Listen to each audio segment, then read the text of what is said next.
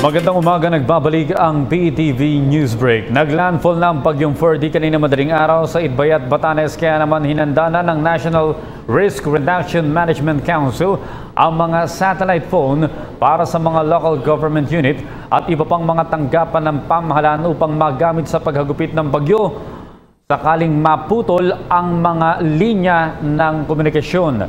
Tiwala si NDRRMC Executive Director Undersecretary Ricardo Halad na hindi mapuputol ang linya ng mga komunikasyon sa mga lugar na hagupitin ng naturang bagyo.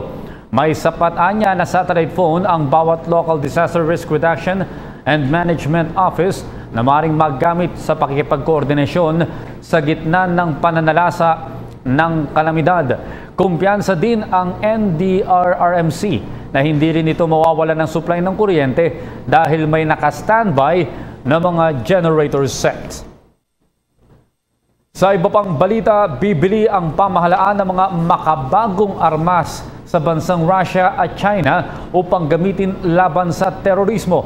Inatasan na ni Pangulong Rodrigo Duterte, si Defense Secretary Delfin Lorenzana at mga technical experts ng militar na bumiyahe sa mga naturang bansa upang bumili ng mga makabagong kagamitan at armas upang mapaghandaan ang terorismo na magiging pangunahing kalaban sa susunod na mga taon. Tiniyak ng Pangulo na ibibigay nito ang sapat na gamit panggera sa militar kasabay ng paglilinaw na hindi ito paghahanda sa military confrontation sa ibang bansa na magastos at wala raw saysay.